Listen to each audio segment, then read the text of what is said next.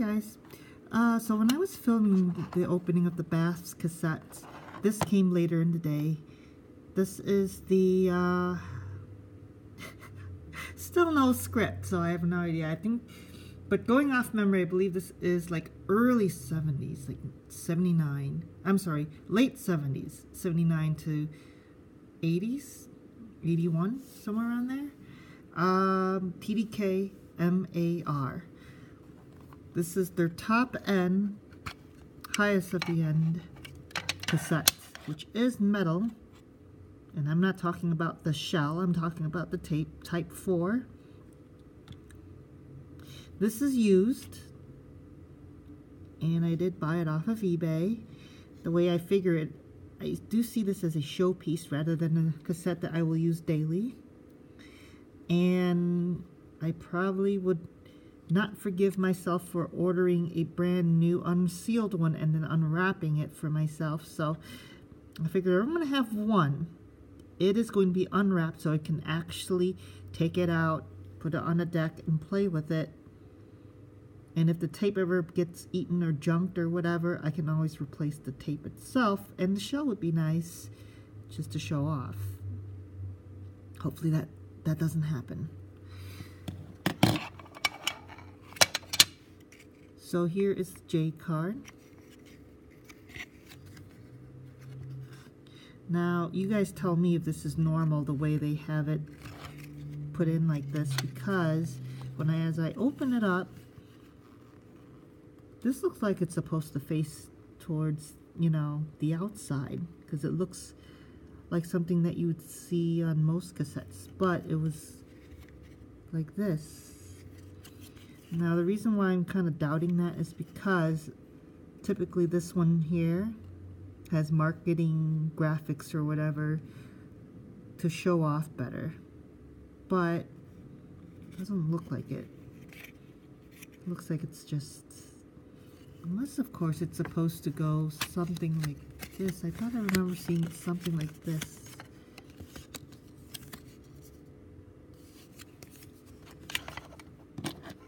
Alright, you guys tell me, because, you know, I've never had it new before. So, see, this is what I think it might have been like when you bought it. And I think this is it because if I was TDK, I would probably want to show it off the cassette's shell, and this would be the best way to do it. But anyways, let me pull the tape out a little bit. Again, unprepared without a big pen. It looks nice and shiny. There's some bumps, but it's an old tape, used tape, so who knows. Yeah, especially in the beginning of the tape, it's not exactly smooth. And I did, off camera, tried calibrating it earlier, and it was kind of rocky at the beginning. So I am going to use JVC. As you can see, I already calibrated. I thought I had the camera going, but I didn't. Fully centered is Maxell XL2. This deck was calibrated for that tape. Relatively late model. They use the same formula for a huge range. Obviously, so not the really early 80s XL2s, but more like the 90s. So, how does this calibrate?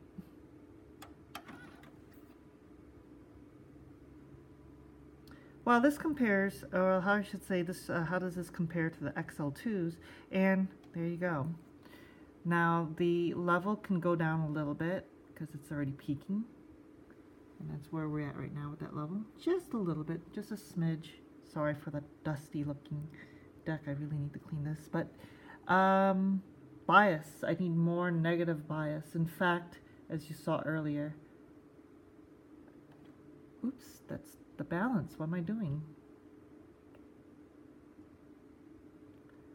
All the way. And again, this is the beginning of the tape. You can see that it's going all over the place. Here, so let me pause this or stop this. I'm going to move it forward. It's hopefully tape that is a little more in better condition. So now I'm going to calibrate. There we are. That's what I was talking about.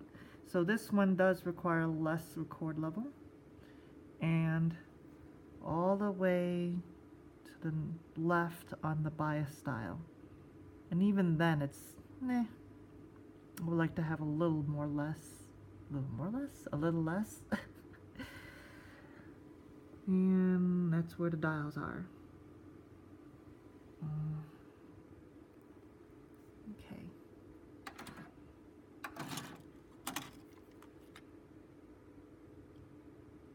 Tapes looks a lot better here too. Alright, so time for the Nakamichi. Also grabbing my iPad at the same time I'm doing this, so excuse the shakiness. So this was actually calibrated originally for my Sony XR. I was recording. Here, let me grab that tape right now. I've opened this also on camera before on my YouTube channel, as you guys probably saw. If you didn't see, go check it out. So this is a very late model European Sony metal tape. I think this is the last model. So I actually calibrated and recorded on this. And so this, at least now we have a reference point, because otherwise there are no reference points. Unlike the JVC, there's no markings on here. So at least now we know. At least now we know where we're starting. So, azimuth. Dead on. Well, what do you know? Same as the XR. Well, hold on, it's moving a little now. Let's fine tune this. Come on. You are still. Whoa, too much. Okay. Dead on. Okay, look at that. Level just needs to be raised a little bit. So that's here.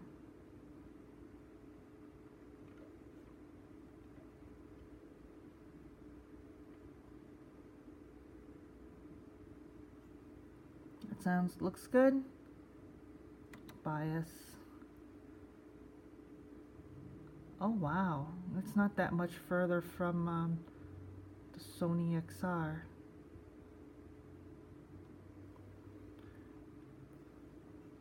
Not that much further from the Sony XR at all. Okay, that's dead on. No, again. And azimuth is still good.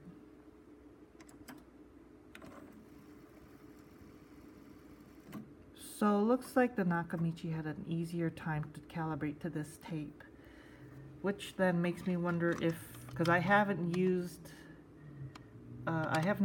this on the JVC to record yet, so next time I ever do, I want to see if this has a hard time calibrating as well. It might not though, it might just be barely.